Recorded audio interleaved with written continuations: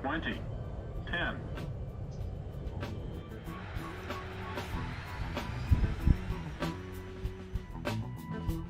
Hey, welcome everyone to Sim Aviator. Welcome one and all. Today is a very special day. We're flying the 787 for the first time, but that's not the only thing. We have developers from IFX Simulation who are gonna talk to us about their products when we get into cruise. So I would really want to, first of all, welcome the developers, Francisco Gonzalez and Incognito. Guys, please welcome them as they will be discussing the special products that they're going to be coming out with, and we'll get more idea about that. But let's welcome everyone. Flight Simmer, welcome to the stream. KC Aviation, welcome. Mahaner, welcome aboard, man. Captain Shaquille O'Neal, welcome to the stream, buddy. Super nice to have you here. Gemini Jets 777, welcome. History and Aviation is here. Why are you... He's asking why am I doing WestJet for this route. Man, honestly, I kind of rushed into the stream and I just picked the first livery I could find for this one, so we're doing WestJet. I'm not trying to fly a realistic route on this one, but let's see. I think my mouse, looks like my mouse battery is dying, guys. Give me just a moment as I replace the battery because this is gonna be very laggy otherwise. So give me a moment as I come back. Hold on to your seats.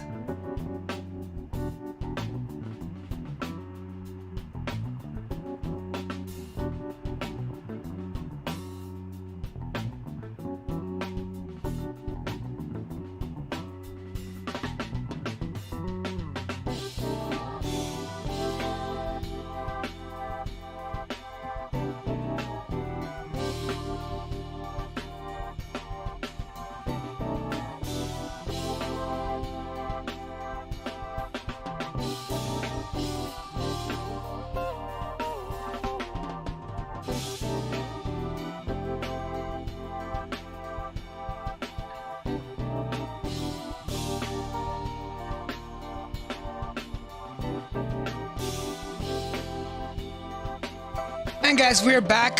Sorry about that delay there. I'm gonna get rid of the music for now, so we can talk better. And we have special guests here, so if you haven't already, make sure you welcome them.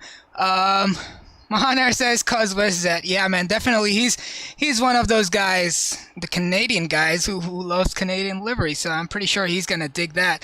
But let's see, who else do we have here? We have Kyle Korper on the stream. And guys, if you're wondering why I'm using these headsets, it's because my microphone that I usually use, which is right here, I don't know if you see it, but it is right here. It just kind of misbehaves when there's Discord running, and we're going to be talking to these developers on Discord, so I'm just using a stand-in microphone and a headset, so we can go ahead with that. But as far as I can tell, I think it's not the battery, but my mouse probably is dead, or maybe not. Who knows? We're getting a decent frame rate right now. I'm not gonna put the route on top just because, or maybe we could do it once we are in the air. But let's go ahead and start with our proceedings, and so we can get in the air faster, and then we will get to talk to our developers faster. So let's quickly go ahead and where's battery? I'm flying this plane for the first time, so bear with me a little bit. Battery. I remember oh, there we go. There's the battery. And yeah, well, I kind of feel weird with the mic not here on my face. It just feels a little empty there. But Moner says AJ is a good one. Yeah, we're not flying on Watsim today, guys, because we want to hear, what the devs have to say to us. So we're not going to be flying on Watsim. Otherwise, I would have loved to fly the FNO, but that's not going to happen. So let's go here and go power it on. Ground services, and let's call for external power, and that should be there. Let's go to the overhead, bring up the external power, and that should be good to go. Everything is up and running. The Magnet is a good plane. It has its nuances, and it just behaves kind of weird, but it kind of does the job. I'm pretty sure we have better things coming up, and even these guys from IFX simulations will give you a general idea about what's to come. But that we have there. The next thing, wow, wonderful. You know what, guys, I just forgot to make a sim brief flight plan, so give me just a second. It'll be just a minute. Yeah, I kind of rushed into the stream. I had like some last minute work come up, but I'm just gonna put a random call sign. I don't even know what WestJet is called, like what the ICAO for WestJet is. But let's name it Delta 787, and then we'll just fix that later. We're flying from Minneapolis KMSP to Chicago, and airframe is gonna be 7879, and then we should be good to go after that. Where is it? Okay, there we go. And then, yeah, cool. Generate OFP. I'm almost done here, and I can bring you guys the flight plan. In the meanwhile, while it develops that, let me bring up the remote here so we can control things better. Okay, so we have got the PDF. I'm going to quickly put it into, what's it called? Into Streamlabs, so for you guys to see it. Let's say Streamlabs. Oh man, not now. I don't want to rate the app right now. But let's go flight plan, and wow, the mouse is really misbehaving. I might have to get a different mouse after the stream. But let's bring up the flight plan so you guys can see it, and then we can go ahead and do the rest of it. In the meanwhile, guys, this is the first time again I'm flying this plane, so if I stop at something, I would really appreciate if you guys can stop, put in a comment to help us out here. But so far so good. What we're gonna do is, hopefully the flight plan is up by now. We'll go to, okay, I think initialize flight first. What does it say? Load fuel, cargo. Okay, we're gonna do aircraft config first. So galley, short haul, one way, crew. So let me bring up the flight plan for myself real quick. Interact, and Yeah, man, that's just crazy. Oh, let's zoom in a little bit. And then what we're gonna do is go all the way down here to add our weights and everything else. So we're gonna have 350 passengers, and that would include all the flight crew and the cabin crew. So we're gonna have 2 people on the flight crew and 9 on the cabin crew. So that's 11 here. And then passengers can be, so what was the number again? 350, which is right here. 350, so we need 339 kind of there. Oh wait, oh, this plane doesn't support that, so we're gonna go full on with the passengers. Just make sure our zero fuel weight is supposed to be 167.1, which it is not, so we can add some cargo here to make it 160. There we go. That looks about right. Fuel is going to be 12.9 tons, so that's not a lot of fuel. So fuel, and let's see, how much is that? 10,000 and ton. That's already a lot of fuel. I'm gonna just keep going with this fuel, and we can go from there. I don't want to reduce the fuel or let the aircraft be okay. So let's load it. That's done. Now we can initialize the flight and go to performance calculation. So we are at KMSP. Runway is gonna be what does SimBrief tell us? Let's see. It's gonna be 30 left. Okay, so let's put a 30. Actually, I believe you're close to 30 right, so we'll just take 30 right. The runway is dry. Winds, I don't have it right now, so I'm just gonna put 040. If you guys can bring up the wind, we can make that adjustment there. And I believe you're not flying with real world weather, so let's customize that. Match real world conditions. Let it download, and then we can get the QnH and the outside air temperature there. So 3031, and the temperature is 2. So let's put that. Temperature is 2, and then altimeter is gonna be 30.31. We're gonna do a flaps 15 takeoff, and just hit calculate. So it will do it for you right here. You can see the V1 speed, which is what we want. And again, the stutters that you might be able to see is not the sim, it's my mouse misbehaving. So the frames are doing pretty good right now. We are at 45. But we have the Wii speeds there. So that thing is done here. Before I forget, let's align the IRSs. And it should be instant anyway. Let's go jump to the FMC and do the rest of the programming. Let me bring up SimBrief downloader here. SimBrief downloader, and so we can have our flight in the company routes. Give it just a second.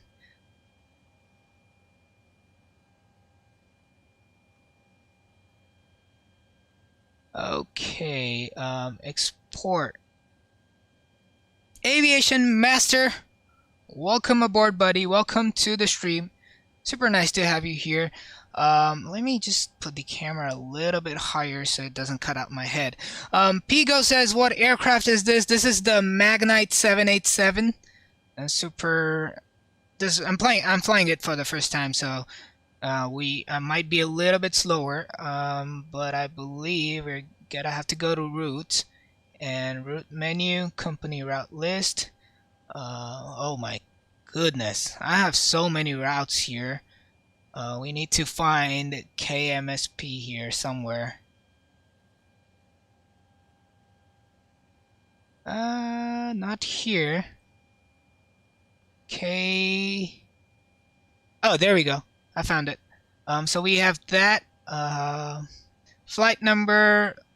What's the IKO for WestJet, guys? What do you know it, so we can put it there, or I could just put the 787 there. Oh, absolutely not, man. You're just in time, Aviation Master. Alrighty, so I'm just gonna use that, and let's check the legs page. Obviously, we don't have departures and arrivals in. So for departures, we are gonna be on RST1 RST departure. I am not sure if okay, we have the RST1 and we are gonna do the 30 right. Let's go RST1. And do we have LO? No, we don't have the LO transition, so we'll leave it as it is. Arrivals, Chicago, we're gonna go to 28 right, so let's put that in.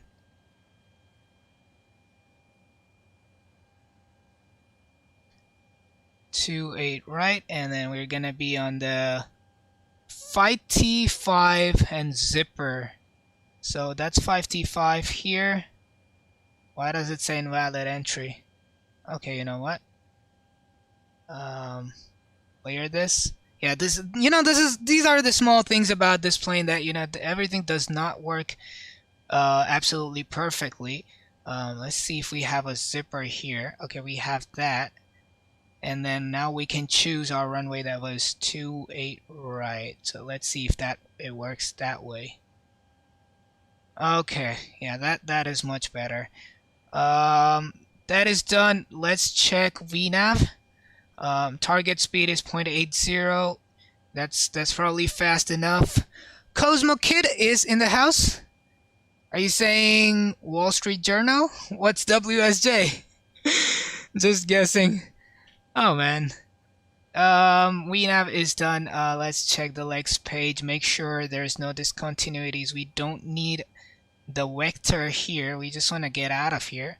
So we can go and then put full bug there. And let's check the next page. There are 2 zippers out there. We don't want... what? What is going on here? Why do we have a ton of zippers here? Okay, that looks much better. Okay, so we have all the, or at least some of the altitude set up, at least the cruise one. So let's see what happens with that. History Aviation says I'll be back in a couple minutes. Oh, no worries about that, man. See you later. Am I missing anything, guys? This, again, I'm kind of nervous flying this plane for the first time, so I just want to know if I'm missing something. I think most of it is done here. We are obviously not flying on WATSM, so we won't be using the radios. But with that being said, let's just go ahead and start the APU now. And turn on the fuel pumps as well here. We don't have anything in the center pumps, that's correct. So packs we can turn on so the APU can take care of that. Hydraulics can go to auto. For some reason the beacon light is on, so let's, I mean, yeah, we don't need it now, but what we need is the nav light, and we don't need the logo light. Let's just turn on the wing light just in case. And with that being said, the outside air temperature is only 2 degrees Celsius, so we're gonna need anti-ice. So hopefully I don't forget the anti-ice, and we don't want to ice up. That's correct. Okay, let's look at from the outside. Yeah, I think that's runway 30 right. So it's not a long taxi. We'll get in the air sooner. That is perfect. That is perfect. So let's look at the APU come on. It's gonna be right here. Oh, and it does say APU is on. So it does say 100%. So we can go ahead and disconnect the external power, which is right here. Hopefully we don't lose everything. Okay, it does say available. Let's go back here, and we have the calculations. Let's go back to the menu, ground services, and get rid of that. Main menu again, and I think that should be good to go. I really wish this thing right here had ability to open charts, but I mean, we're not gonna need charts to go out on taxi because we are just going like right in the neighborhood. So we're good with that, and we'll bring in Avitab when we need to. Cruise altitude for I remember we have to put the cruise altitude in the inside the FMC. So what's gonna be our cruise altitude for today? It's gonna be 310. Okay, so let's go back here, VNAV, and you can also type it here. Oh, did I do 310,000? Aviation Master says, you're flying in my area. I'm about 1 hour away from Chicago. Man, hope we catch your home on the way.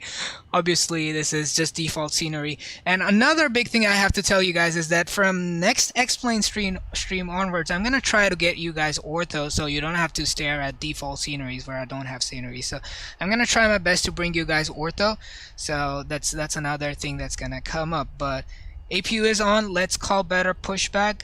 I think if Shaq, if you're still here, or any of you who knows the 787, if I'm missing anything, let me know so we can fix that before we get out of here. Please show me where you want to go.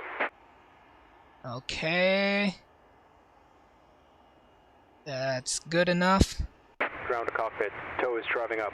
Let's turn on the beacon light now. And yeah, everything else can stay off.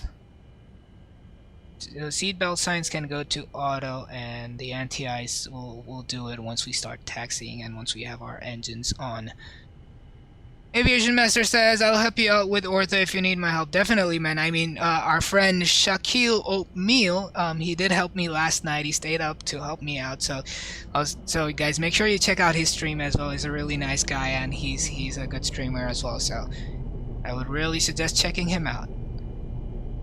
But I think as far as I think on this plane, everything is looking fine. No errors or anything. Oh, recirculation fans. We need that.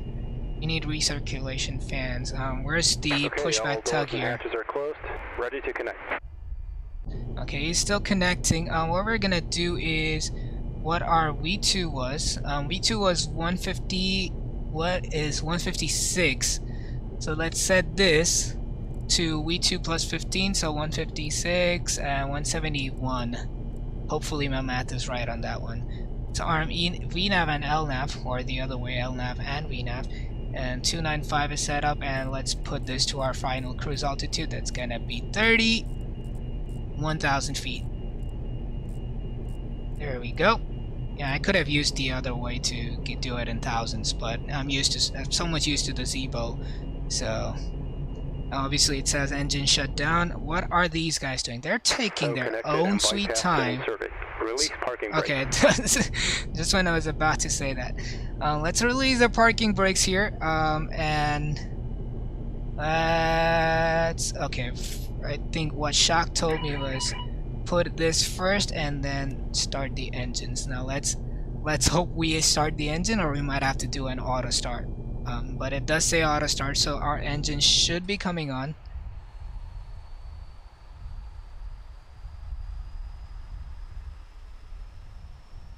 Starting pushback, and you may start engines. We're starting the engines already.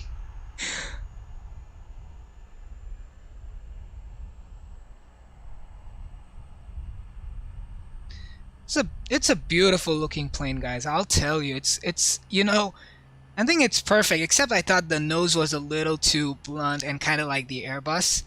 But apart from that, it's like a really nice plane. I love it. So hope. Okay, that engine is starting up. Let's make sure it's there, it's running. So let's go ahead on there and bring the fuel for the left and put a start on this one and watch that engine come on.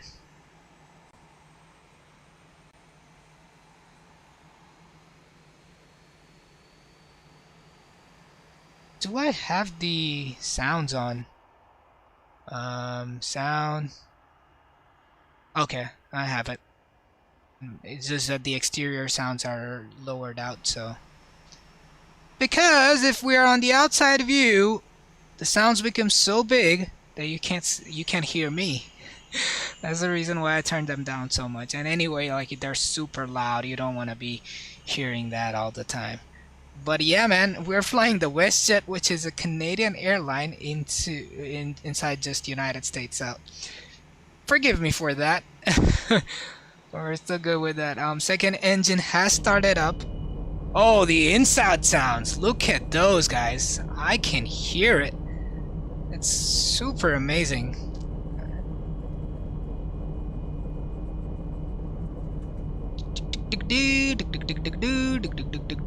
Let's ask them to stop it. We don't need to go any further.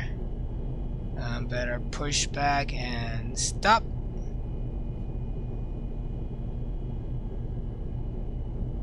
Operation complete. Set parking brake. Let's set the parking brake. Again, the stutters are my mouse not cooperating with me. Tow. Stand by. Oh, it's working now. Oh, it's probably not the mouse. It's the mouse pad, I believe. Let me flip it over. Wow, who knew? Who knew it's not the mouse, but the mouse pad? Oh yeah, much smoother that way. Or maybe not. Who knows? There's some kind of stuttering that I'm seeing, which I don't see. Disconnect hand signals. Now, where's window heat? Window heat. Let's see.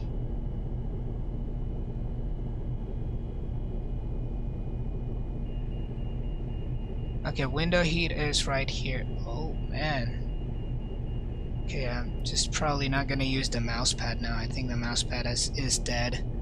Just get it out of the way. Disconnected and bypass bin has been removed. Hand signal on the right. Well, see you next time and have a safe flight. Perfect, guys. Thank you so much for the pushback.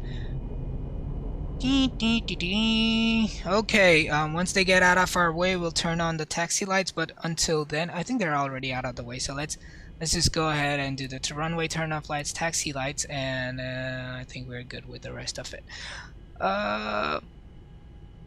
It says the generators are off, so let's turn them on and cut out the APU now.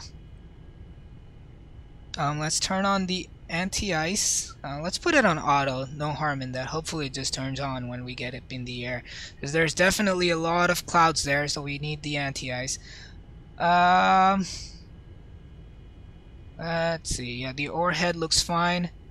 Everything else looks fine. Auto throttle is obviously armed. We have the V-speed V2 plus 15, and let's go for flaps. So it's 1, 5, 10, and 15, or maybe from this window right here. Incognito, welcome back to the stream. We are almost getting ready to depart, so I'll give you a call in just a little moment there.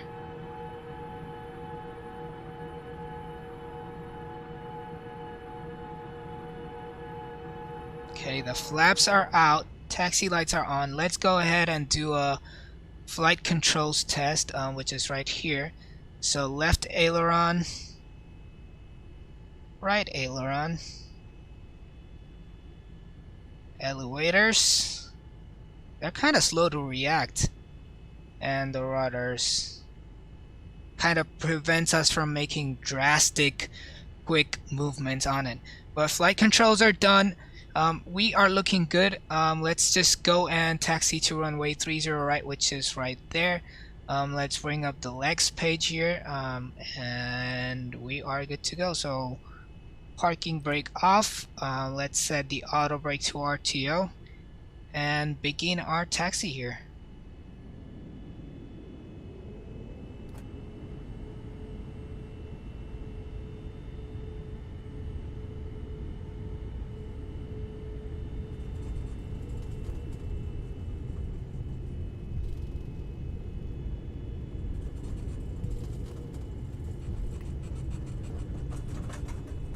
You're seeing a 787 for the first time on Sim Aviator's channel. That'll be a lot of it, I would say.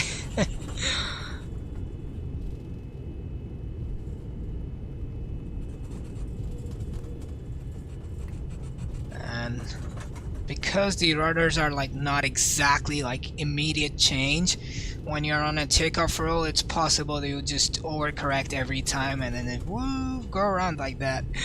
But let's see what happens here. Obviously on idle thrust right now, and we're taxiing at around 22 knots, so we need to slow down a little bit. And yeah, there's no way to go there, but we're gonna go anyway because we're not on WATSUM.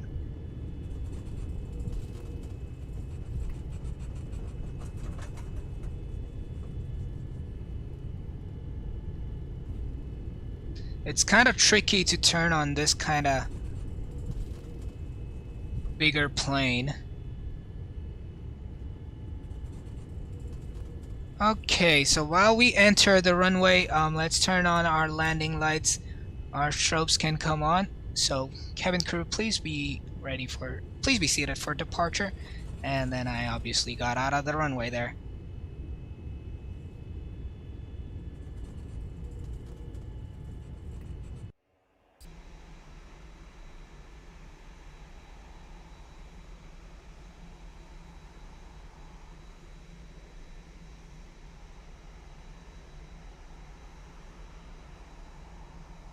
There we go, we're ready for departure, guys. Let's get on the center line and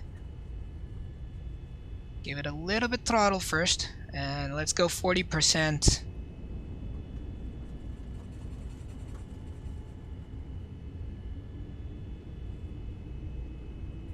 I hope the sounds are all fine, you know, my sound and the X-Plane engine sounds there. We're 40% in when we're moving. Let's go ahead and hit Toga.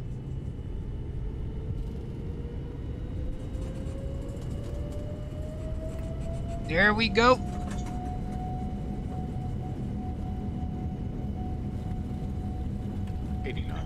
Checked.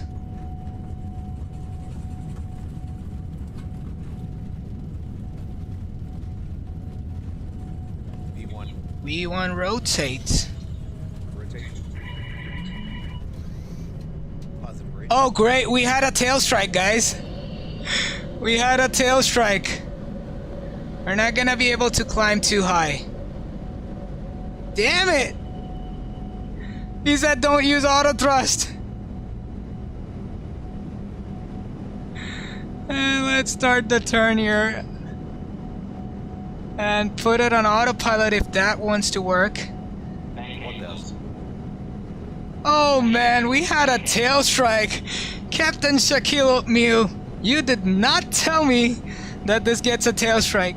But anyway, let's go to direct to put a direct path to Fobug, and hopefully we don't depressurize in the air. We might have this crazy insane flight, or we'll just end up flying at 10,000 feet for now. We don't want to go any higher. If the tail strike, we don't want to depressurize. I remember that happened on PMDG. But let's see if it looks fine. Yeah, at least it doesn't look like it's broken, but we did have a tail strike. I try to look at the replays after that. But we're climbing. Oh, we are overspeeding the flaps. Man, too many things happening today. What's it? Window heat. Obviously window heat, and we... Did I not turn it on? Oh, I forgot these ones, so let's go ahead and do that. It obviously says tail strike, so I have no clue what we're gonna do. Hopefully we keep flying and don't fall out of the sky. It would be a disaster. Get rid of the flight plan there, sorry about that. We're climbing fine, we look fine. So what I'm gonna do now, guys, is call up our friends from IFX Simulations and use anti-ice. It's on auto, but you know what? Let's just turn it on just to make sure. Just to make sure we're not icing up anywhere. I've never seen icing up on X-Plane, but I don't want to die. We already have a tail strike here.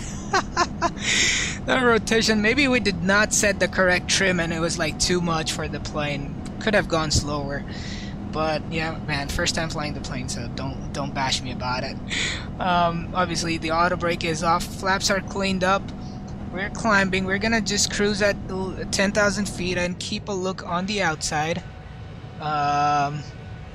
And what I'm gonna do is just cut out the sounds of the engines right now.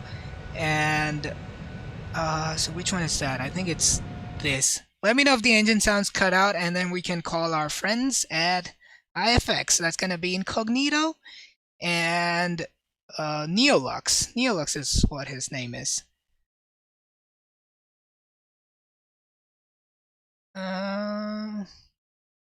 Let's see. Are the engine sounds gone for you guys?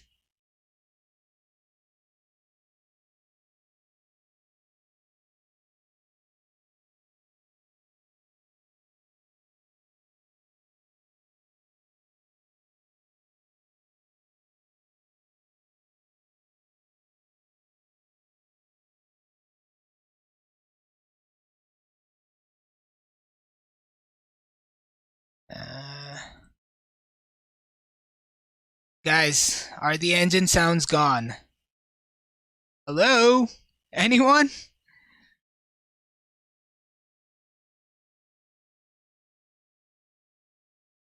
Okay. I believe it should be. I gotta test it out myself then, if there's no one there.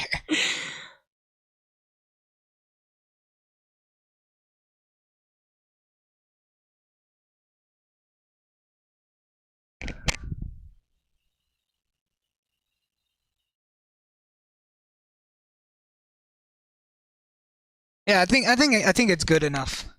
I think it's good enough. So let's check real quick. Hopefully you guys are still able to hear me. Are you? Check. Yeah, that's working fine. So I'm gonna ask if they're ready, and then we can go from there.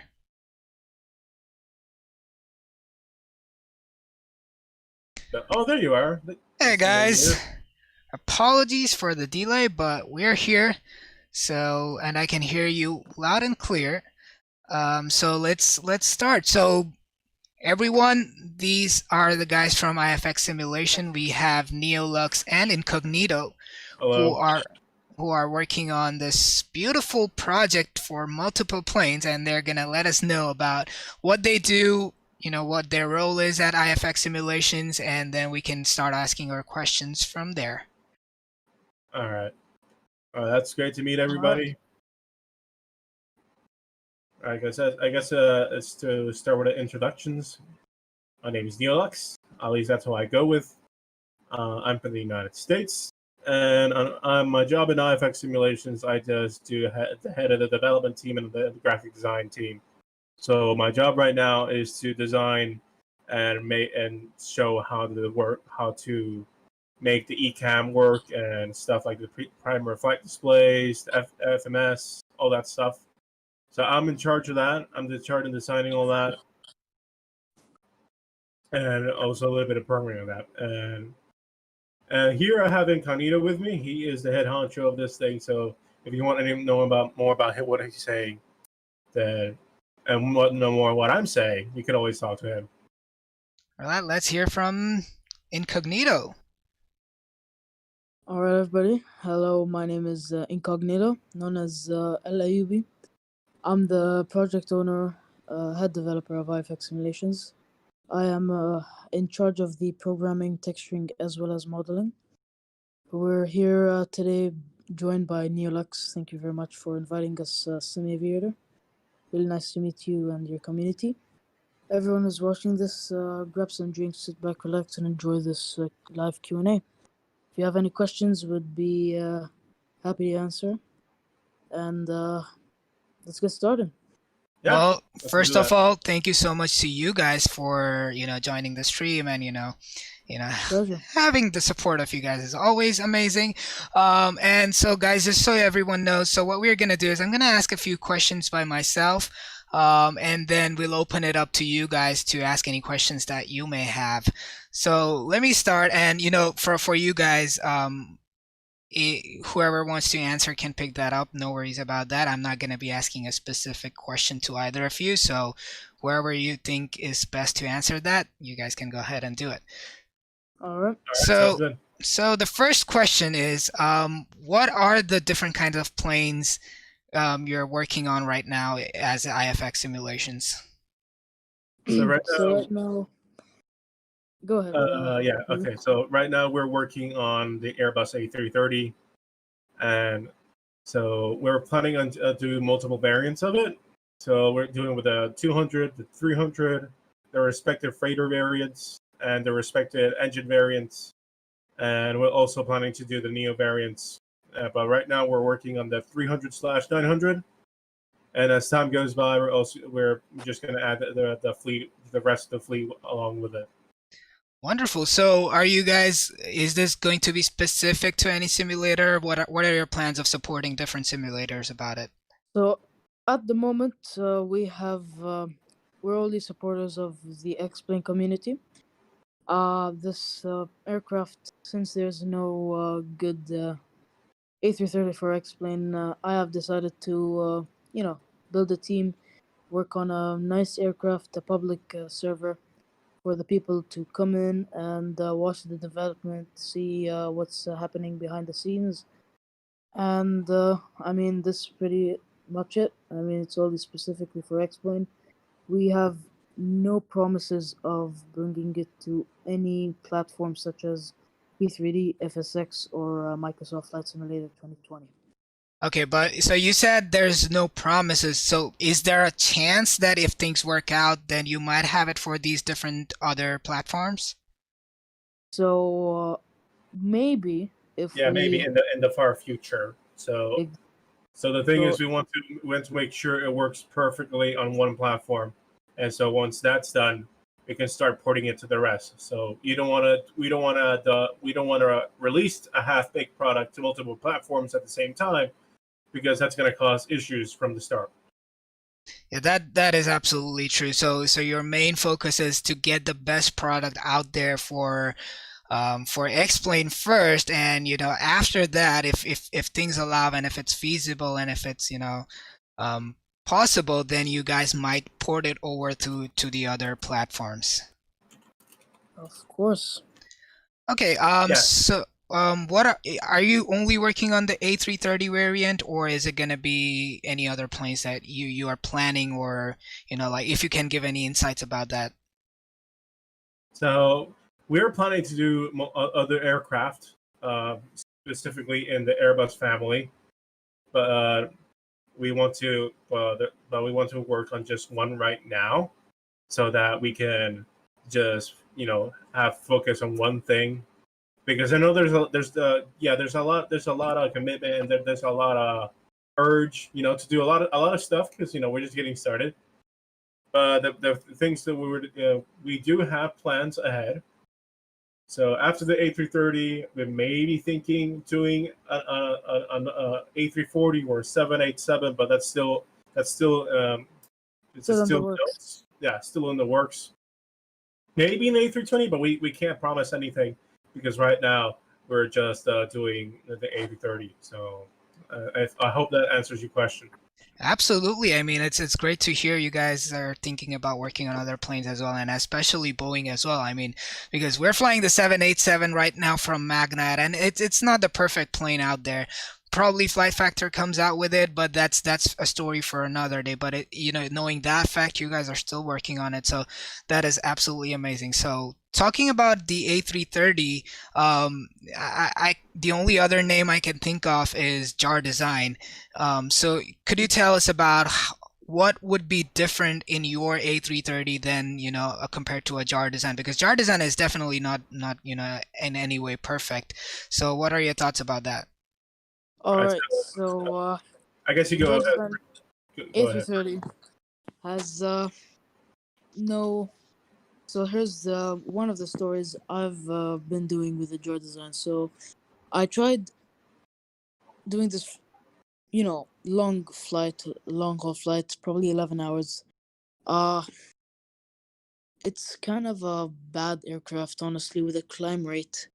When you climb, when you set your thrust to climb, it's immediately from your, V2 speed, like +6 knots, as the normals, goes way back down to like 140, which you barely can decelerate or accelerate the perfect way the A330 performs in real life. So ours, we are implementing a custom EFB with the takeoff performance, the performance page normal, as well as the approach phase. Once we import that into our EFB, this is something very different, where Jar Design has no specific EFB for its own product. So the approach config is basically the same as every in real life A330. It will include the approach, this main zero fuel weight before your approach phase, your approach landing weight, the winds and the QNH. You will have to include your ICAO, which airport you're landing at and the runway. So once you implement that it will calculate it and sends it automatically to the speed manage, where you descend and take off with speed manage. No need to, make yourself feel a little bit nervous about flying and worrying about crashing midair or something like that. But specifically right now, we have the custom FMC or the MCDU. Custom EFB. We're gonna have the custom PFD, the NDs, as well as the ECAM systems. These are all made from scratch, not used by Laminar. We use some codes we make from scratch, and we'll try as much as we can to have the best systems out there on the Explain product available now. Build more improvements on the modeling, on the textures, and the performance a lot. Hopefully, this answers your question, Semi-Aviator. That definitely does, and it's wonderful to hear that you guys are making your own custom If I can add, EFE. if I Oh can yeah, add a few go words ahead. myself. So yeah, the jar design is the only name that you could say for an A330 for a decent A330 for X-Flight. They have a monopoly on it. Everybody knows that. And the thing about jar design, I also used to fly the jar design a lot. And one of the things, other than the fact that avionics may not be as accurate, is that the user experience as well is not as good.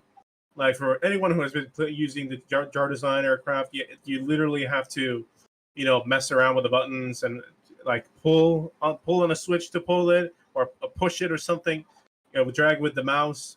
It might look a little bit more realistic, but when we're doing a little bit where this is a simulator, so which sometimes it might be hard to capture those input boxes and those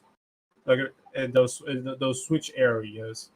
And as well, something other than this is that as well in the navigational display and MCDUs, unlike other aircraft out there, they are not independent of each other. Like for example, when I fly, I like to have the left ND in the nearest setting, and the right ND with the farther setting, and get it closer as I get to my airport.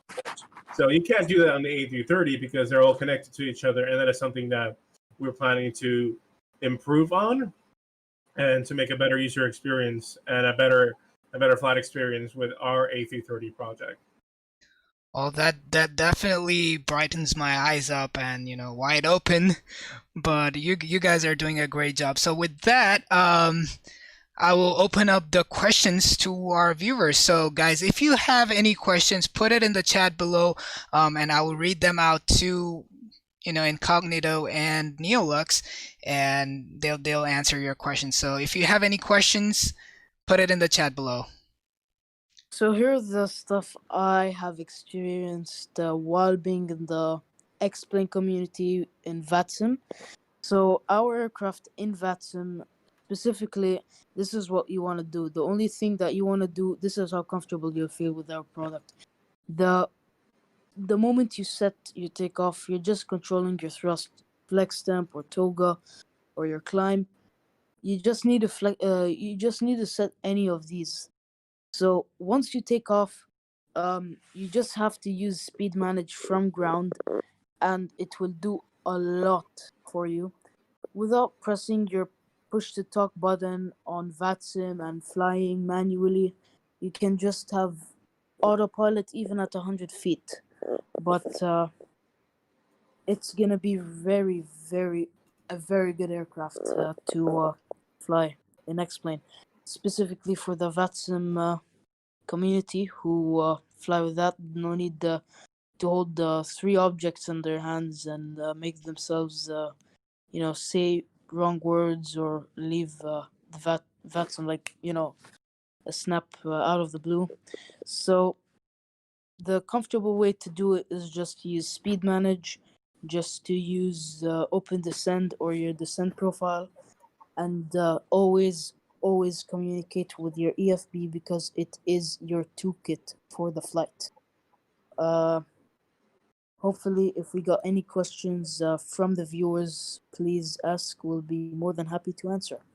Well, that's amazing, and definitely, X-Plane has always been like the platform that simulates flying in the real world, like as close as it can get. And what it always lacked was good quality airliners. I mean, things are improving now, but with you guys coming into the game, I am pretty sure that you guys, your vision is pretty good. And speaking of Magnite, it's not the best, but let's remember that Magnite is not a large group of people. It's just a few people. I don't know how big the team is, and they've been working on this for a few years. I know it's not as good as the Fly Factor or the Quality Wings 787, but they're working their hard on their 787. So let's not forget that it also depends on the amount of effort you put on it. And I'm sure that the Magnite team is also hard at work to make sure that their 787 is as best as they can do. Well, Shaquille O'Meal here says Magnite has 4 people, so that's definitely a lot of work for just 4 people. Yeah, 4 people in a plane that big and that complicated, it's definitely going to take some time. So for so give them a round of applause, because as of now, for just being 4 people, they're doing a great job. Well, guys, you heard it. Don't even curse Magnite. Yes. But yeah, there's a lot of sorry about that, but there's a lot of planes that are really improving in the last 6 months. The SSG came out with a 2.0. The flight factor ones are getting updated. The TOLISes are getting updated. So I mean, those are good days ahead, and you guys are just adding to it. So great job on that. But we do have some questions here from the community. So if you're ready, I can ask you. Go ahead. So Arnam J says, what price would you sell this product for? Will it have X-Plane 12 support? Not more than $50. Yeah, not more than $50. And right now we can't say anything about X-Plane 12 because there's little known about X-Plane 12. But yes, we will do our best because X-Plane 12 is probably going to be released, I don't know, maybe next year. So if our goal is to release a plane next year, we'll definitely be able to see how we can import it to X-Plane 12, because by the time X-Plane 12 is around, people are going to still be playing using X-Plane 11, but it can't be promised. I can't promise an instant porting, but that is something that is on the plans. So keep an eye open for that. So it will basically all depend. So there might be a support for X-Plane 12, but at the same time, it will depend on how much different the SDK for X-Plane 12 is compared to X-Plane 11, and then that would decide how much time it will take for you guys to make those changes. Exactly. Of course, yes. Okay. And I can say this as well. The team will try will put in as much as effort. If the community will like our aircraft on X-Plane 11 for like 1 or 2 months before X-Plane 12 comes out, we'll be more than happy to put a lot of effort to convert X-Plane 11 to X-Plane 12. It just needs some time. So as I was referring to before, X-Plane 11 people, this is how people have the worst. I mean, I don't want to be rude or anything, but that's why, for example, Peter Hager had one of the worst systems. It's a not bad cockpit, but it's not really good systems. So this is why, as a team, our goals is to just reach our goal by having patience and requiring as much as effort as we can into the aircraft to make it study level, like for example INI or TOLUS. Hopefully we can do 3 aircraft in the next 2 to 3 years as a development team of 16 people, and we'll be able to bring as much as aircraft the community wants. At least we nail the goals we have right now. That is absolutely wonderful. Peter Hager is just him, right? I would say so because otherwise he wouldn't have his name there. But I'm not really sure about that. But we do Like I have said, more questions. Yeah, go ahead. Yeah, go ahead. Okay. So we have a Boeing fan here. I mean, Cosmo Kid. He's always been a Boeing person. I've known him for a long, long time. But he's asking, not sure if I missed it, but when is their 787 expected to release? Do you have a timeline for that? Timelines, no. Well, the Specifically, 787 has been put aside because Flight Factor has been starting to work on theirs. So But, it's not one of the priority projects, but it's definitely something that we're doing. Well, right now we're working on the dash. What we were working on was dash 10, which is not we don't see it as often in flight sims, other than if it's in combos like quality wings. But we can't say for sure when we're gonna. We have started work on the 787, but we have set it aside to focus on the A330 because it's an aircraft that desperately needs a good version of it for X-Plane 11. Well, the 787 has the Magnite, but also the Flight Factor 787 is coming. We don't know when it's coming, but it's probably going to be by next year. And by next year, we'll probably have the A330 done. And when we have the A330 done, we'll probably finish on 787 and see how things go from there. If the Flight Factor 787 is worth it or not. So for the A330, so when you say next year, is it gonna be like? I mean, I know obviously nothing is set in stone, and you guys are still working on it. But when do you expect in the next year for the A330 to come out? Like, do you have like kind of like a timeline set? I mean, obviously, I'm pretty sure no one will, say that, oh, you said it was gonna come out in January and it did not. I mean, we all do understand that, we have these things and bugs and all, they keep on coming. So but do you have any realistic when you expect it to happen?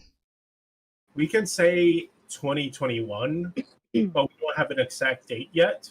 So early to mid 2021, that is the goal. But always that goal might change depending on the things we find along the way or the things we see along the way.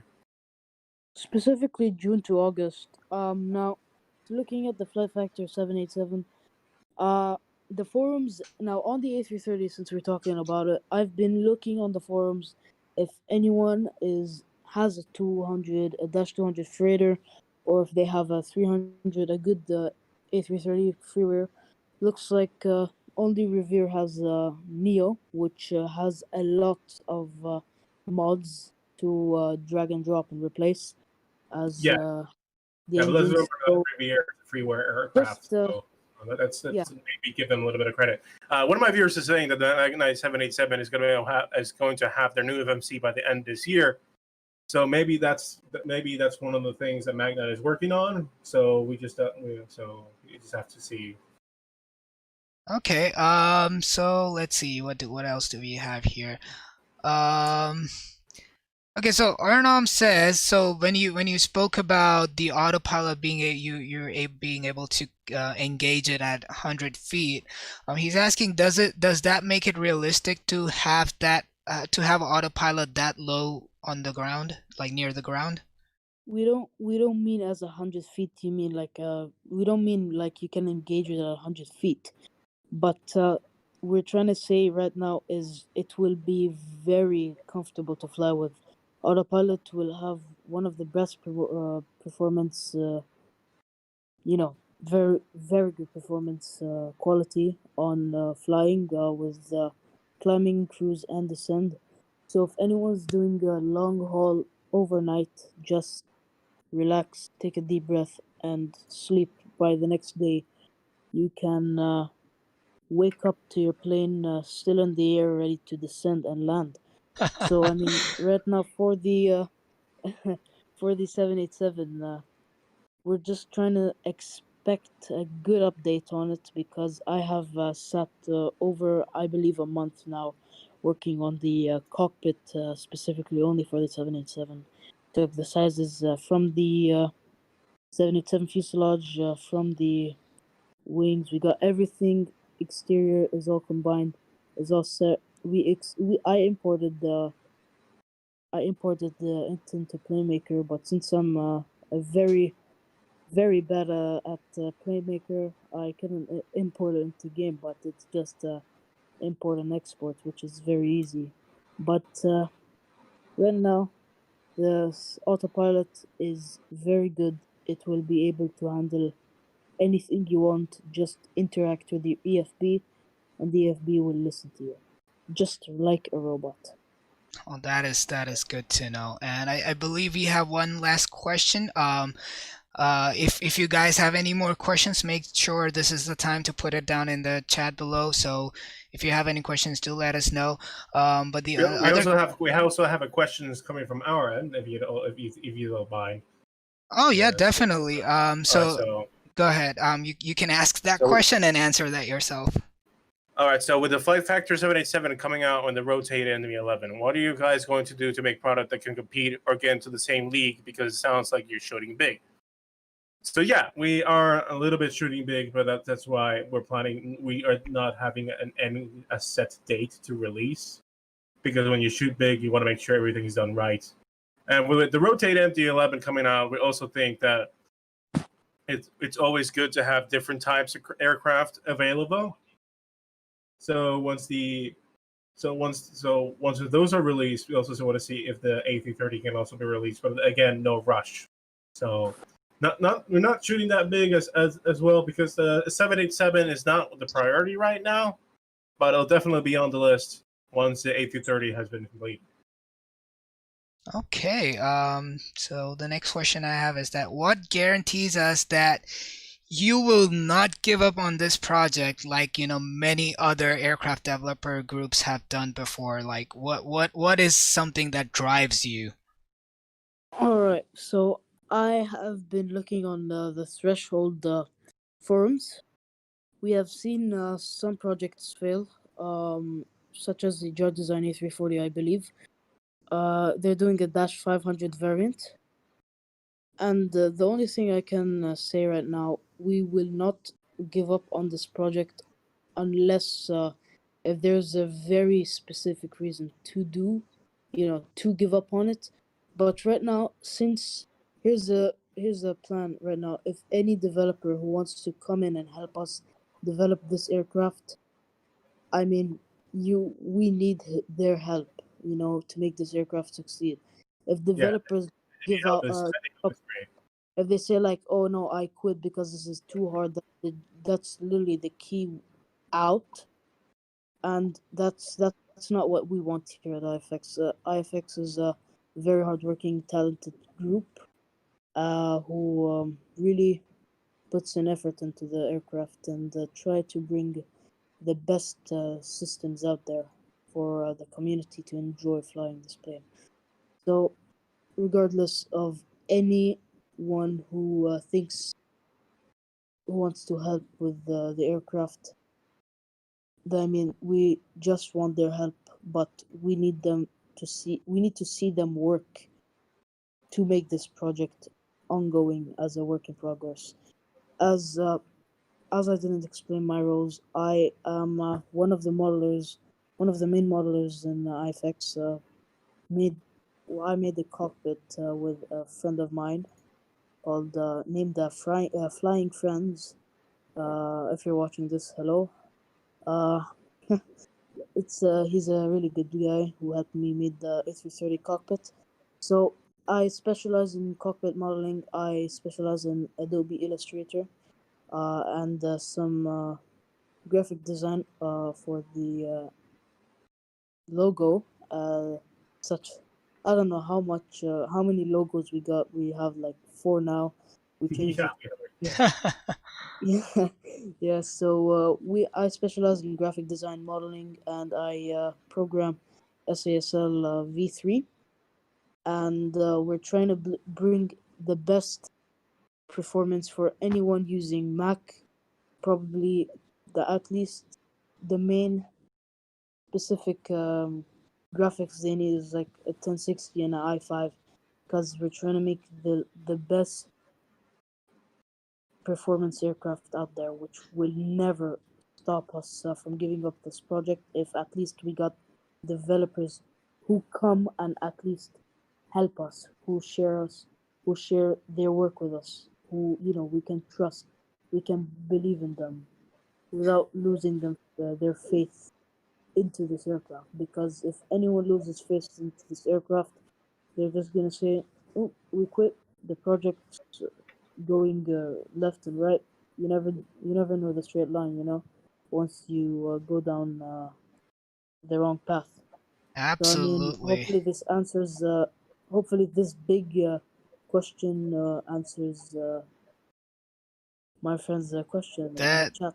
That Thank you very much. definitely does. And also, guys, so if any of you as a developer would love to work on these planes that, these guys at IFX are working out, reach out to me or reach out to Incognito or Neolux. And they are obviously, they have their Discord as well. So if any of you guys want to join, message me on Discord and I will hook you up with them. And I do have one last feedback for you guys from this little Q&A that we're doing here. Sure. And unless you guys have anything to say, I think that's something that's would be really nice to end it with. So if you guys have anything to say before, then we can hear that, and then I'll say what Cosmo Kid All has right, to so say. I do have one last question from my viewers. So, what resources do you guys actually make this project work? Like, do you have access to some of the people to work on this aircraft on real life in order to make sure you got it right? That is actually a good question. Right now, we're working with some resources we got online. As you know, that you can find almost anything on the internet. So some Such as things the are hard account. to find. Some things are hard to find. Some things are easy to find. But I guess you wanted to also answer this question, Carmito? Yep. So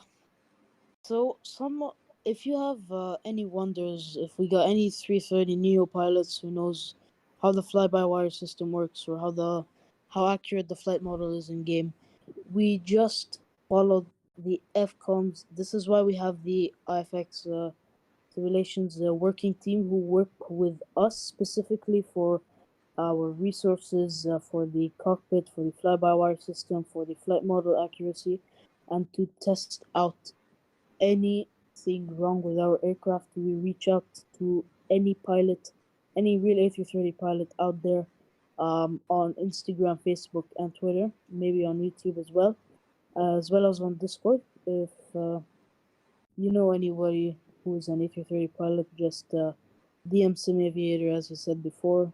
He can really help us out.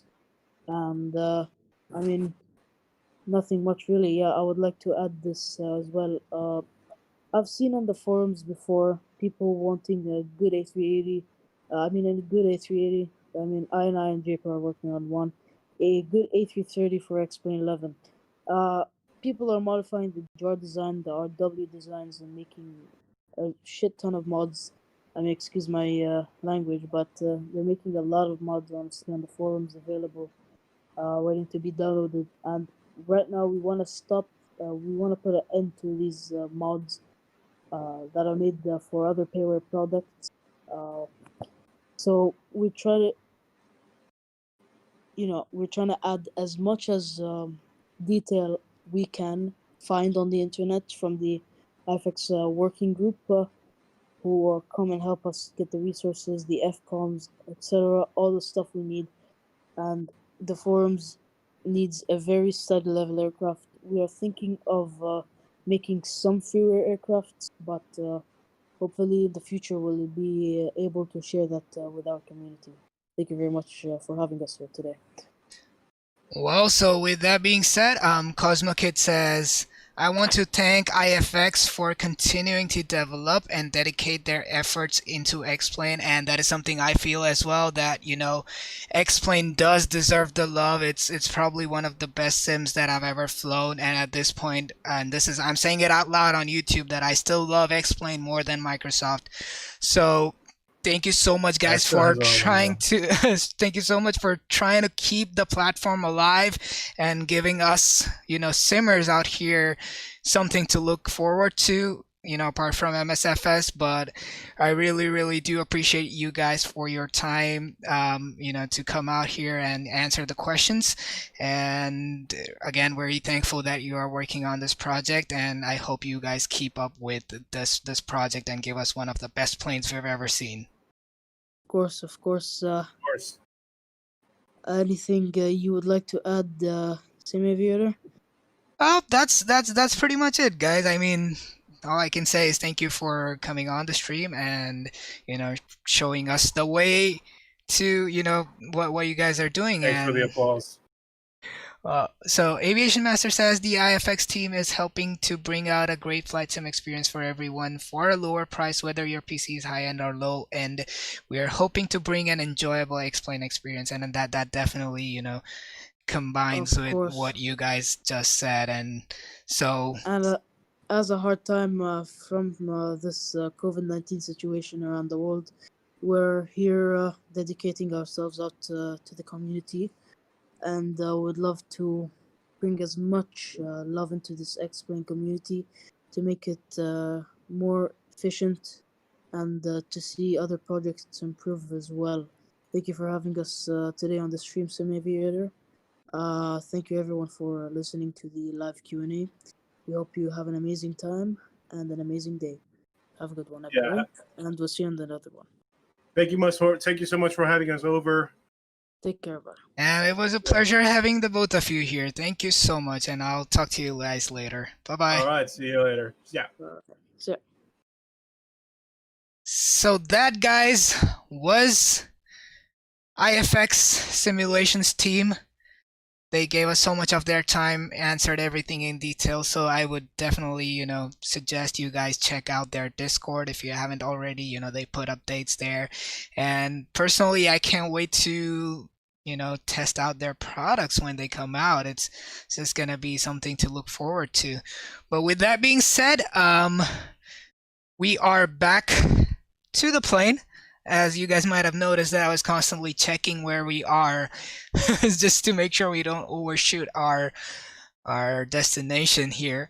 But we're flying at 10,000 feet. The reason being that if you don't know already, or if you weren't here before, we had a tail strike just a little while back when on takeoff. So if we go any higher, we might have depressurization problems. But yeah, so we're flying at 10,000 feet. Hopefully there's no mountains around, because I'm pretty sure there's nothing around Chicago. There's just water and stuff, but we'll go from there. Flight Simmer says, thank you, IFX. Yeah, hopefully they're still watching the stream and they can read your comments. Arnam says, you should put the Discord of IFX in the description. Let me see if I can do that for you guys.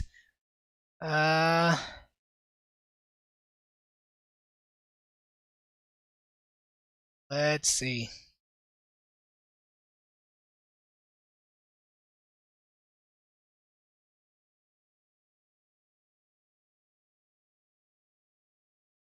Invite link is right here.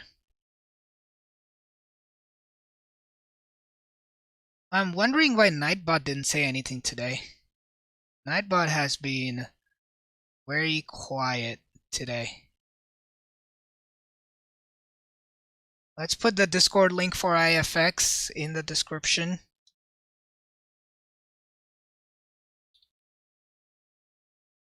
Oh, I wrote it completely wrong.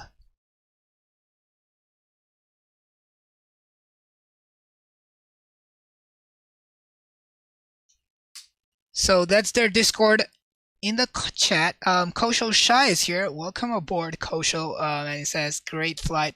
Thank you so much, buddy. Nice to have you here. Welcome aboard. But when we were talking, obviously we didn't turn off any of the lights because we were technically still at just 10,000 feet. But yeah, let's see. How close are we? Let's check our progress page right here. And yeah, obviously it says enable 21,000 at Stanley. Yeah, we don't have a top of. Why do we not have the ETA again? Yeah, that's just weird, but we should be able to get there pretty soon, guys. I see. So this is what, 80-mile range. So we're almost 80 miles, and we're at 10,000 feet. So we'll keep looking at these right here. Obviously, we're not following any of the restrictions because of the tail strike. And then we have Cub Champion. And what's next page? Class B. So what? It's so weird. It's so weird. You know what I'm gonna do is, I think something is up with the flight plan here. Let's go to plan mode. So that's plan mode, and zoom in. Okay, let's go to the legs page and step. Just make sure we're not going all the way somewhere we're not supposed to go. Joe.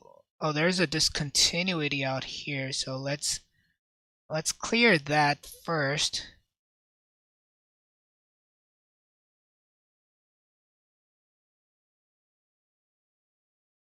And let's continue the steps from there.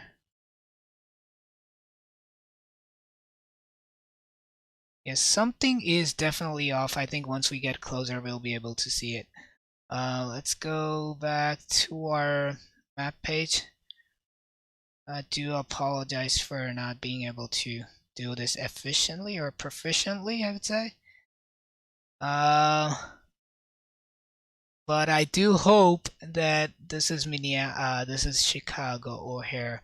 I'm gonna have to check with the charts. Aviation Master says we really appreciate your support, guys. Also, if you guys don't know, Aviation Master is also is in the development team for IFX simulations. So if you ever see him around, you know where to look for.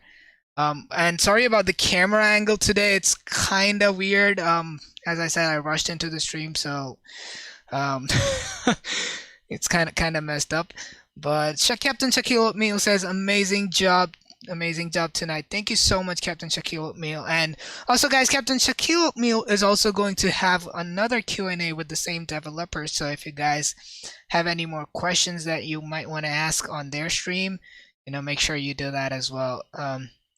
Incognito says, yeah, sorry for the bad mic. Changed my voice a lot. Was amazing interview Q&A. Man, it was a pleasure having you. And I think your mic wasn't too bad. Trust me. Like, at least it was. I mean, I could understand, and I hope our viewers could understand what you were saying. So it was not a problem. Your voice might have changed. I don't know how you sound like in real life, but you got your thoughts through. Arnam just says, I have to add nice modeling. How is the programming going along? That's for you guys to answer. I'm not gonna answer that.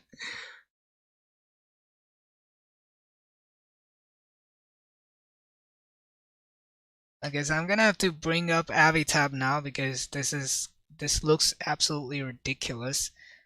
Let's toggle the tablet. Go to airports and KORD.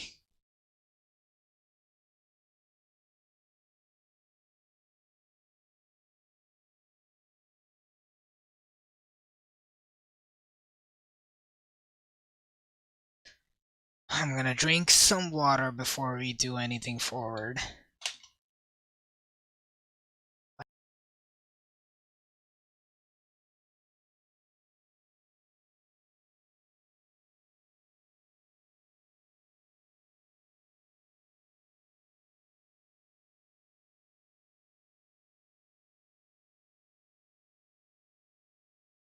Okay, so arrival.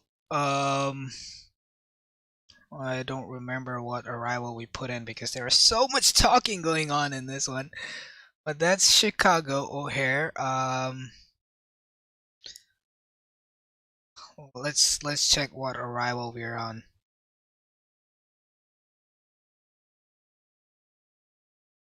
$5T5. Okay, that's what we have here. So that's the 5T5 arrival that's loading up. Next we want to look at is go back. Let's go to wing view for a while. See approach. We're gonna be on runway 28 right. Let's continue looking outside. ILS 28 right.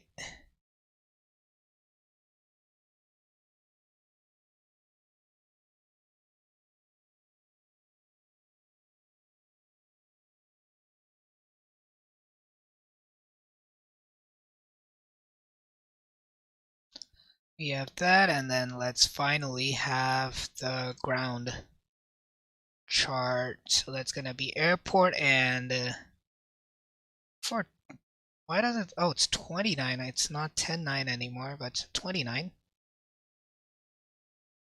The history gamer is in the chat. Welcome, history gamer. Okay, so obviously we're going to land on 28 right, which is right here, so we're going to be exiting right, so that's that. Let's see. Oh, we're already on the arrival, so that's perfect. And then the last thing that we have here is Maddie. So let's go to our legs page. So we're going to champion now, after Cup, then Class B, Fighty, it's that one there, and then Motor, Cogs, Maddie, Sulu, and then Jorge, or Giorgio, Monks, Tony, and then, okay, so that is, I believe, a perfect planned route. So we're on the arrival. Now what we gotta do is make sure, let's put the ILS frequencies in. We can do that, and then we have to calculate our landing performance as well. So Navrad, let's see, ILS localizer is 111.1. So let's put that here, and then 111.1 on this one as well. And the course, final approach course, oh yeah, final approach course is going to be 273. And then 273 again. So we have the ILS tuned in, so that should be good for ILS. We will refer to it later. Right now we're on the arrival. Let's zoom in further. History Gamer, hello? What happened? What's up, bro? What is up, buddy? And also, guys, the other thing I noticed is that we just hit 150 subscribers, if you guys haven't noticed already. So, time to call for a new plane. That is this one right here, the 787. So, I'm super excited that we actually got to 150 subscribers. The next milestone is going to be the 200 one. And, yeah, guys, it's all you guys, always. How long to land? We're almost there. We are almost there. I probably think about 15 minutes or so. 15 minutes or so. Yash says, congratulations. Thank you, buddy. Thank you so much. We just hit 150 subscribers, but that is awesome. Oh no, sorry about that, Aviation Master. I do have the new mods that we have. I just haven't been able to give them the moderator role on YouTube yet, but yeah, I'm just gonna remove the entire moderation from Nightbot and have human mods, so that doesn't happen. I mean, that I read your message. It was legit excitement, so I wouldn't blame you for that. It's me. I need to turn off Nightbot. I mean, he was not here for the whole flight. He's not posting his usual messages as he's supposed to, and now he's here trying to stop you from posting something. This is crazy. No, you're fine, man. It calls for excitement. It's an exciting time for us. So definitely, man. It's not your fault. Okay, so we're just going Motor, Maddie, Sulu, and I don't think we have any restrictions as such, so we can go to the ILS chart and See where we are with respect to that. We're right there, and then we should be coming down.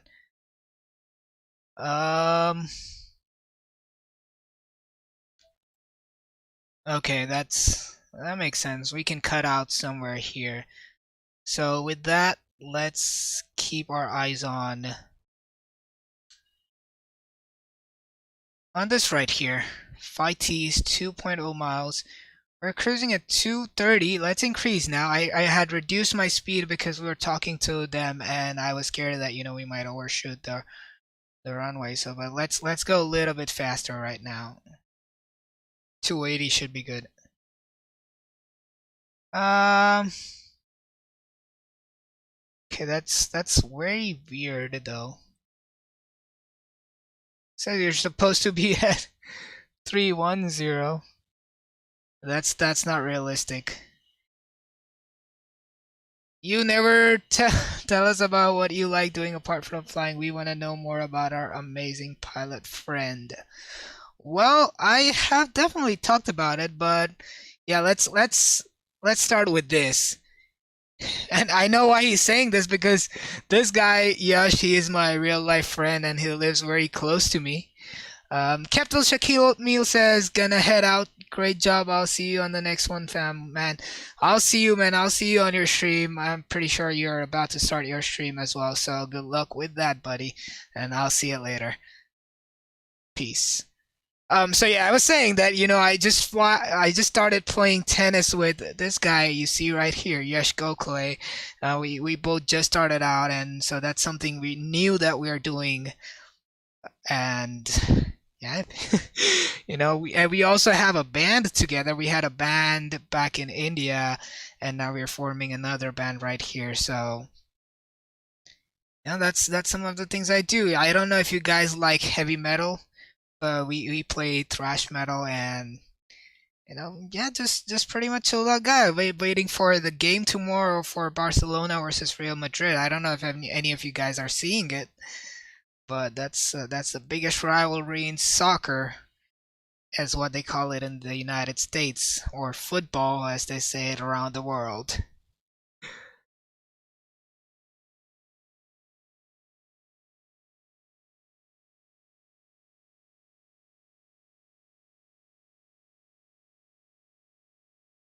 Also, guys, while you are at it, if you haven't already, make sure to leave a like and subscribe if you're new to the channel. If any of you is new here right now watching this stream right now, would be really appreciated. We are at 15 likes right now. Let's try to get to 20 if we can on this one.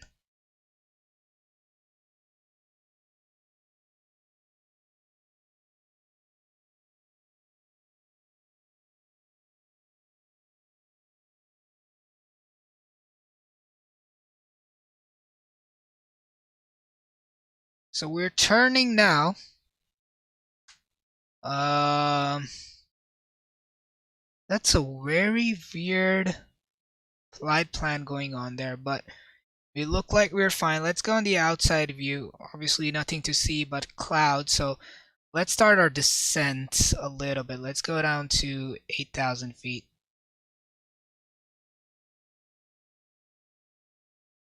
And hit flat level change. And don't kill me for this, but I'm gonna overspeed. I'm gonna overspeed under 10,000 just for this one. Let's check the weather at O'Hare.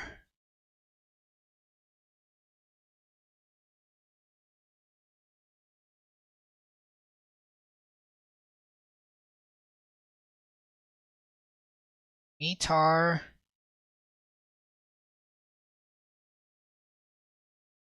Metar for Chicago says, okay, yeah, oh, by the way, before we forget, let's put it here too. Show landing, airport, KORD, runway is gonna be 28, right? Condition is good. Winds are gonna be, 320 at 9. Gusting, I don't believe you can put gusts here, but we are gusting up to, how much is that? 19 knots. That's gonna be a crazy landing. Outside air temperature is 7 degrees Celsius. Altimeter is 30.15 Mercury. We're gonna do a flaps 30 landing, or what do I do? It's very gusty. Let's do a flaps 25 landing. I don't know if they do it in real life, but let's do a flaps 25 landing. I don't know what that is. Spoilers, auto brake 1. And let's landing weight. So we need to check the landing weight. So I believe it is here. So our landing weight is going to be 173.0. 173.0. Where is that? 173, and that's 173,000 kilograms. And VREF add the gust factor. You have to add half of gust factor. So that's gonna be, gust factor is 10 knots because we have the winds at 9 and the gust at 19. So the gusts are 10 knots. So we do half of that. So that's 5 knots, and we usually add VREF plus 5. So what we're gonna do here is add 10 knots for the VREF and hit calculate.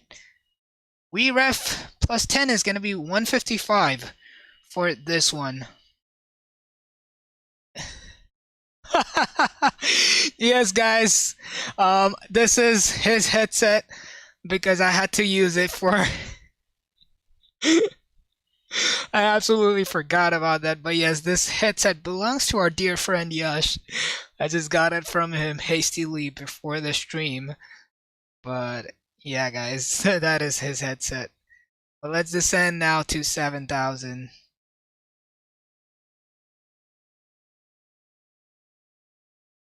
Let's arm the speed brakes here. Let's put our auto brake to 1.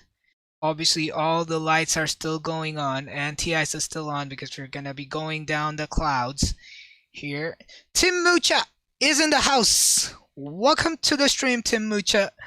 I believe you missed the Q&A part with the developers, but welcome, man. You're just in time to catch the landing. We're almost getting there into O'Hare, and I think it's time to descend even further. Let's go down to 5,000 now.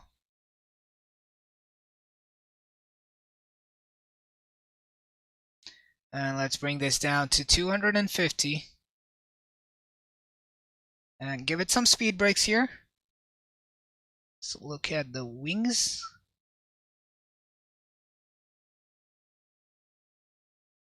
I'm only here to see Chicago.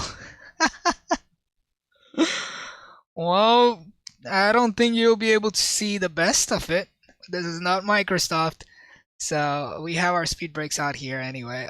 But yeah, man, I think I do believe, I don't remember if I have the scenery for the airport, but it does look nice indeed.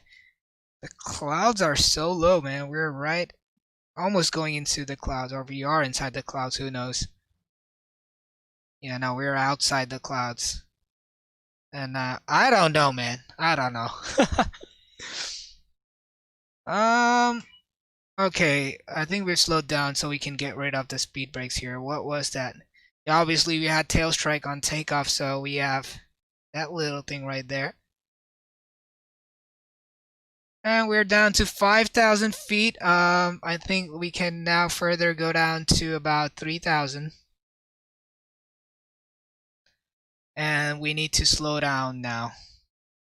210. Unfortunately, this plane does not give us the flap speeds here. So that's kind of a bummer, but we'll have to do it like by judgment. Let's give it some speed brakes again to help us reduce the speed faster and keep descending on this one. Let's do the range. Zoom in a little bit for that.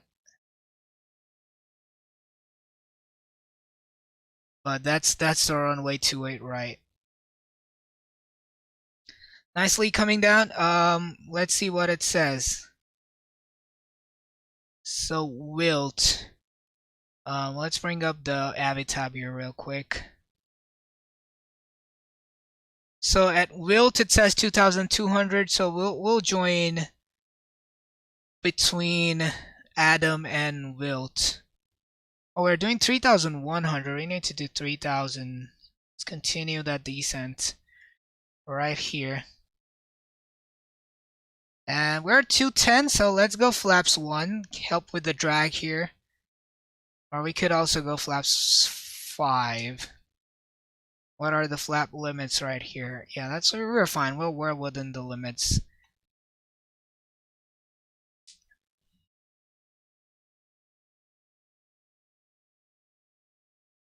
And we're down to 3,000. Got the speed brakes to arm position again. And now that we're at 3,000, let's slow down to 18. Let's do a 200 right now, and let's go flaps 10. Oh man, this is gonna be interesting. My first my first landing on the 787 on live stream. I just flew this plane once yesterday to make sure everything works. But let's clear that. We know we have a tail strike. Okay, we're now at 200 knots, 3,000 feet. There's the city of Chicago there. I do have the airport because that's Dr. Drzewiecki design. But before we crash into that, we gotta start turning. Let's just check. Okay, that's Adam. So let's reduce our speed a little. And I wish the weather was clear, or clearer rather. Or we're gonna keep going and then join behind Adam, I believe, or maybe just into Adam. Once we go parallel, we'll start turning left and we'll look for our runway here. WestJet, L'Esprit du Canada. That's French for Spirit of Canada. I'm pretty sure all of you guys figured that out as well. L'Esprit. Oh no, man! I gotta turn. I better turn. Not cause an accident here. But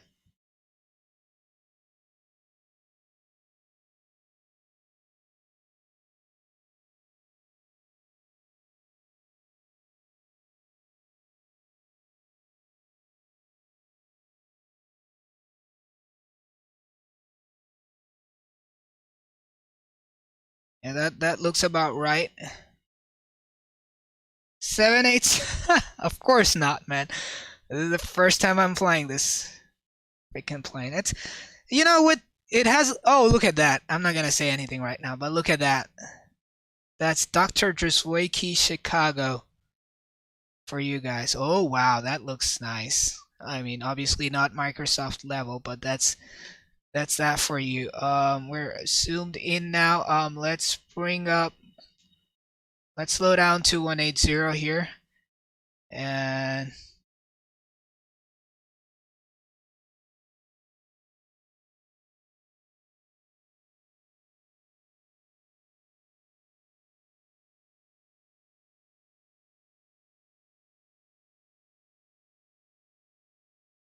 that should be good enough. And let's give it approach mode. Localizer approach mode. Let's go flaps 15. Gonna capture the localizer real soon. 10 miles out. So let's go gear down. Get your landing rate predictions in, guys. The gear is down.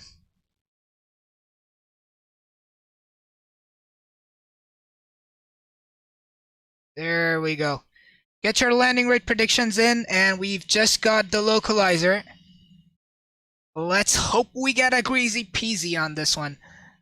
Let's slow down to 170, and we can now go flaps 17.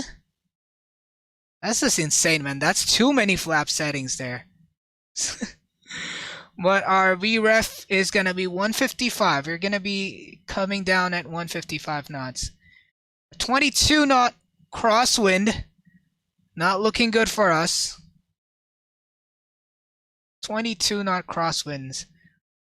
Don't have anything in sight. Let's go flaps 18. Apparently there's a 17 and an 18 here. And let's slow down to our final approach speed. We're getting the glide slope right now. And let's go another notch of flaps.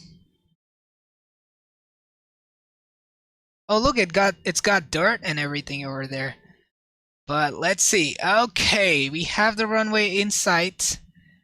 We're flaps 20, and all we're gonna do is land flaps 25. So let's go down to that.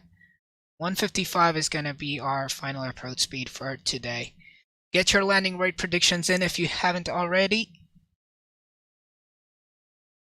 And I'll take manual control just in a little bit. I need the remote here.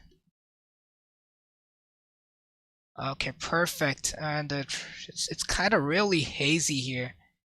But that's our runway, and we're going to be exiting right on this one. Auto brakes 1. Landing gear is down. 3 greens. It says down. Speed brake is armed. Engine start switches. I don't know what to do with that here. But landing checklist is complete. And we're going to take manual control in just a little bit. Let me first disarm the auto throttle, and let's get away for the autopilot.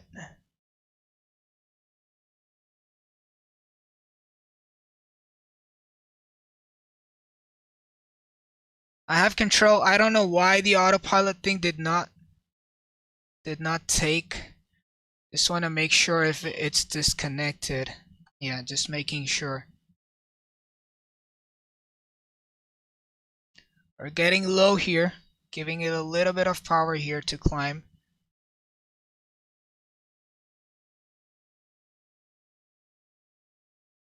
Crazy winds from the right.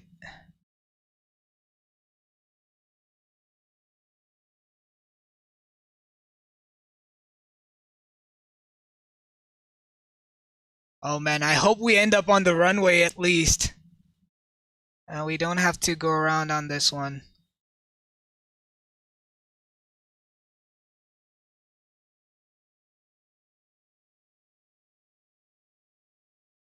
Yeah, it's looking good so far.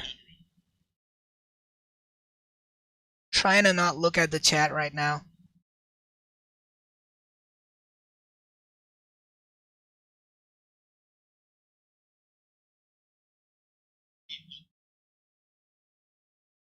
Okay, a little bit higher there, but we have the runway to play with.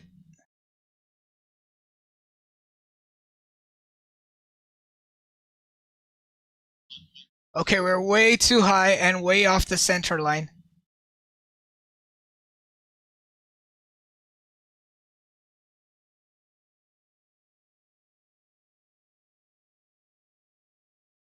Okay, 199.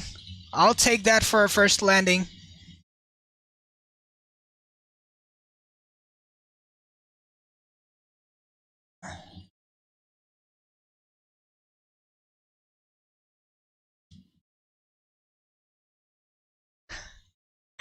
Oh, you were too late for that. We did not get the greasy peasy, but I'll take that any day. 199 is not bad at all.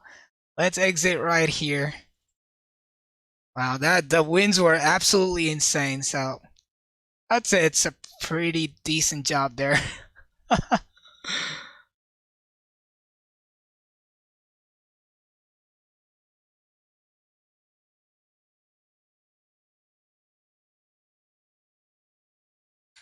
Now let's bring up Avitab here.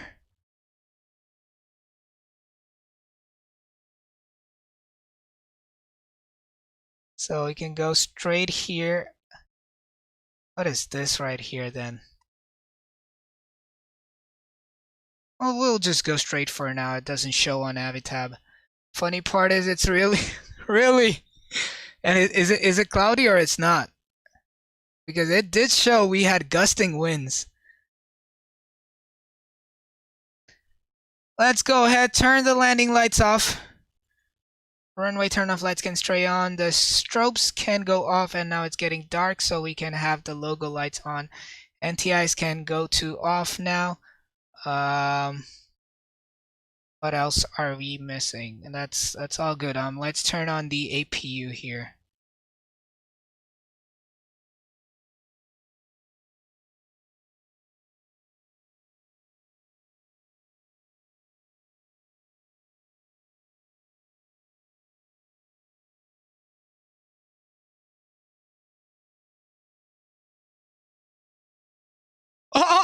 Whoa, whoa, whoa, whoa, whoa, whoa. That was a huge turn. Like sometimes I just forget that, you know, this is a bigger plane. Not focus on other things. But that's it. We don't need this anymore. Let's get out of here and then enjoy the beauty of the plane.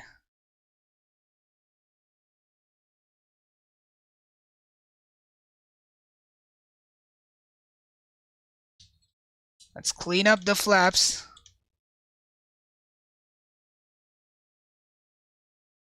Cloudy and raining. Okay, it's not raining here, but it is cloudy. That is the right thing they got.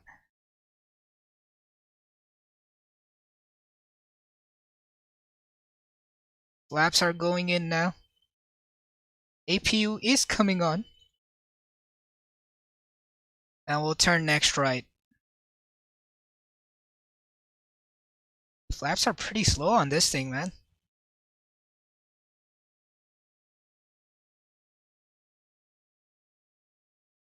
Okay, what does it say? Auto brake. So let's turn off the auto brake, and the anti-ice is obviously off.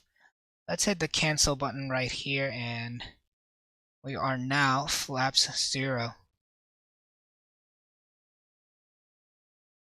Give it a little bit more throttle and get to the gate.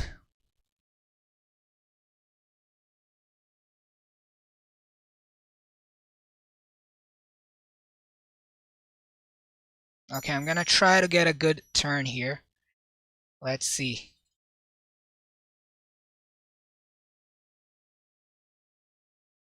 And start about now.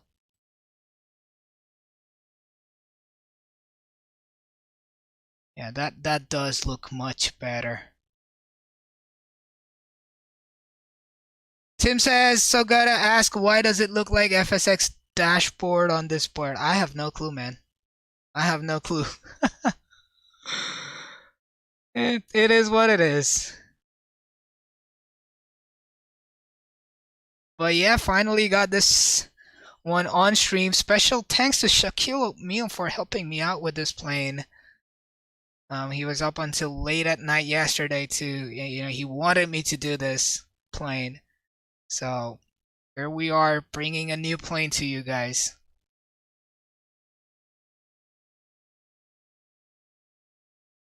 Okay, I don't know what gate this is, but that's all that's gonna be.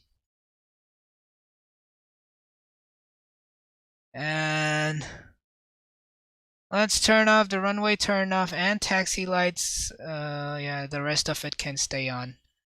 Aviation. Oh no, man! It was minus 199.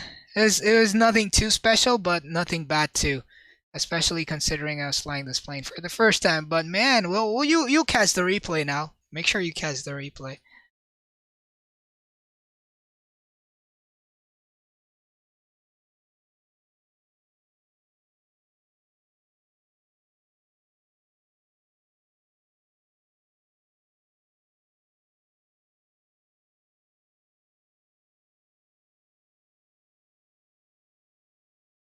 This is probably not a heavy gate, but we're parking there anyway.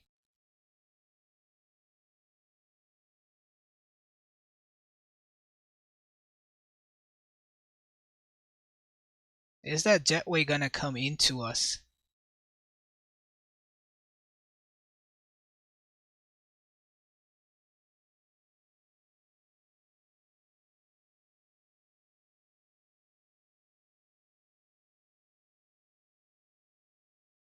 Let's come to a complete stop.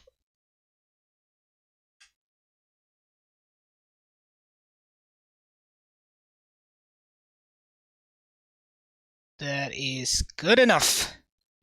That is good enough. Let's set the parking brakes. And APU has obviously come on, so we can cut out the engines and cut out the, oh, it was off already. Beacon light. Navan logo can stay on. Wings can go off. Passenger seatbelt signs can go off now. And boom. We are down, guys. We are down. And the jetway is almost connected there. But With that being said, let's start the replays and let's roll the music.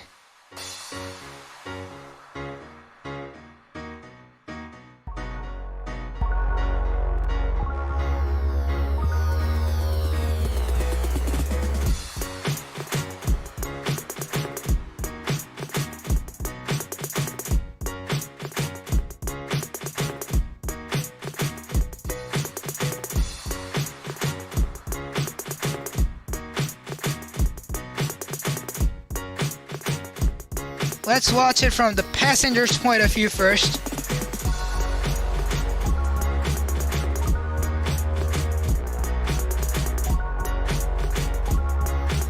Sorry, I was talking to Incognito and Alaska 559. No worries, man.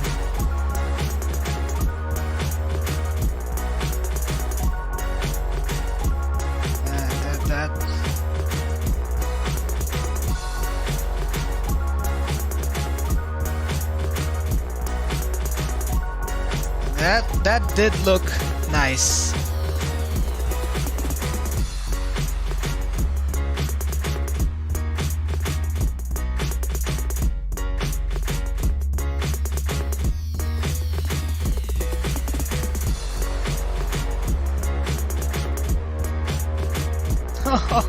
I was struggling so hard. There's a very tiny bit of flare. Obviously didn't get a center line, it was so hard. And that reverser's kicking in.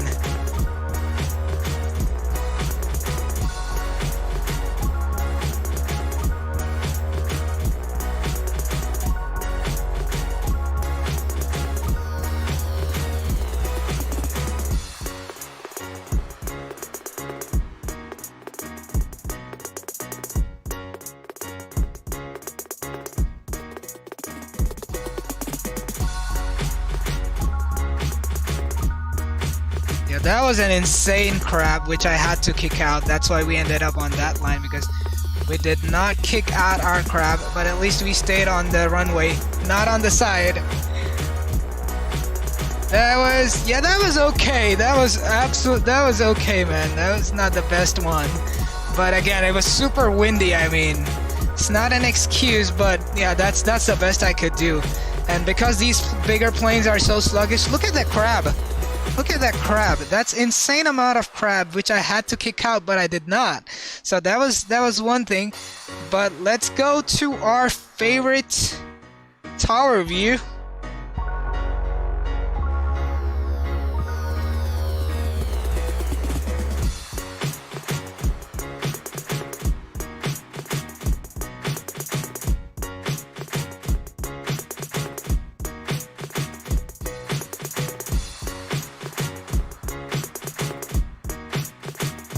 Look like we're coming crazy nose down there.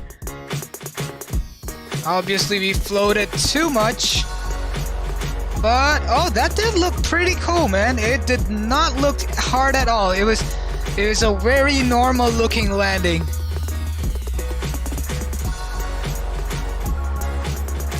Well, with that being said, guys, that's the final replay of the stream. Thank you so much for sticking by. It was an awesome stream. Special thanks to Aviation Master Incognito and Neolux for giving us their time and their insights about the products they're developing. We had a pretty decent landing, I would say, but it's been a great day. We reached 150 subs today, so that's another great accomplishment for the channel and for the SimFam guys. But that's going to be it for today. I'm gonna let you guys go. You guys, bye-bye. Take care. Stay safe, everyone. Sim Aviator is signing out.